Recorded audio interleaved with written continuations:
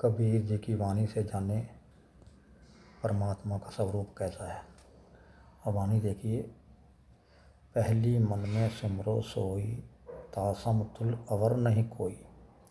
कोई न पूजे बांसु प्राणा, आदि अंत वो किन्हू न जाना। रूप स्वरूप न आवे बोला, हरू गरु कछ जाई न तोला।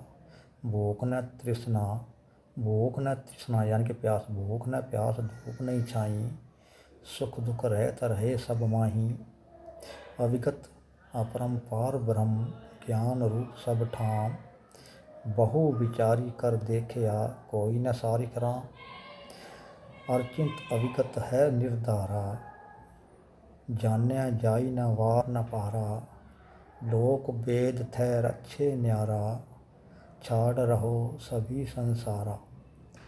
जस कर गाँव न ठाऊँ न केरा, कैसे गुण बरनूं मैं तेरा।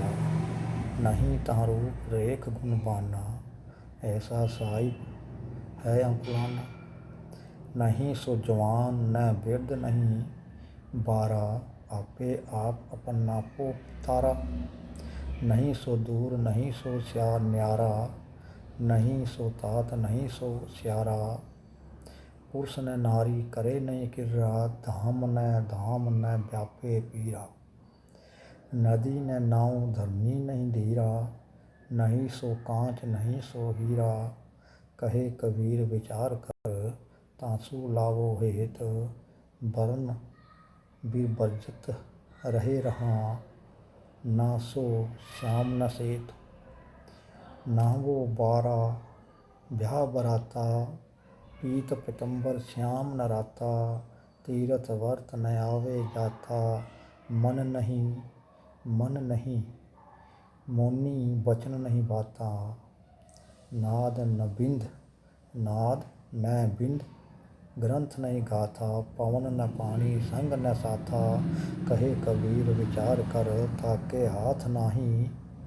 सो साहिब किन सेविये, जाके धूप न छाए। अब इसमें कबीर ने साफ कह दिया है कि उसका रूप स्वरूप कुछ नहीं, उसका मैं वर्णन कैसे करूं। वह ना जवान है ना वृद्ध है, उसका गांव ठाव नगर खेड़ा भी नहीं। सब कुछ कह दिया है इन पंक्तियों में। रूप स्वरूप ने आवे बोला, साफ कह दिया है भाई उसका कोई रूप स्वरूप नहीं और ना ही वह बोलता है। हरू गरु कछ जाई ना तोला, वह उसको हल्का भारी उसका वजन भी नहीं हो सकता। भूख न तृषा धूप नहीं छाई, उसको भूख और प्यास नहीं लगती और ना ही उसको धूप और छाँव लगती है। सुख दुख रहत रहे सब माही, वह तो बिना सुख दुख के सबके अंदर यानी कि सबके अंदर आत्म रूप से रह रहा है। अविगत अपरंपार ब्रह्म, ज्ञान रूप सब ठाऊं। बहु विचार कर देखिया, कोई न सारिक राम।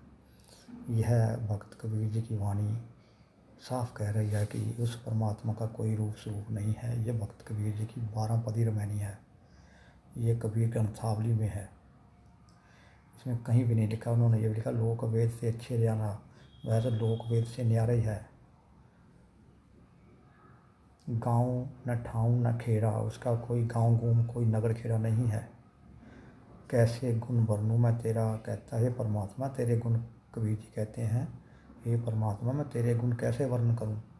नहीं तहाँ रूप रेख गुण बाना, तेरे वहाँ तो कोई रूप कोई रेखा कोई गुणगान भी नहीं है, कोई गुणगान नहीं हो रहा जो मैं तेरा गुणगान करूं। ऐसा साहिब है अंकुलाना। नहीं सो जवान बिरद नहीं बारा, वह ना तो जवान है ना बूढ़ा है और ना ही वह बालक है। कहने का मतलब वो बालक से जवान और बूढ़ा नहीं होता, ना तो बालक रूप में होता है, ना वो जवान होता है, ना वो वृद्ध होता है। आपे आप अपना पो तारा, वह तो अपने आप है, कैसा है वो खुद ही जानता है। नहीं सो दूर नहीं सो न्यारा, वह दूर ना तो दूर है ना ही वो नज़दीक है। नहीं सो तात नहीं सो श्यारा, पुरुष न नारी करे नहीं क्रिया, वह ना पुरुष है ना नारी है, वह किसी तरह का कोई क्रिया नहीं करता। धाम न व्यापे पीरा, उसका कोई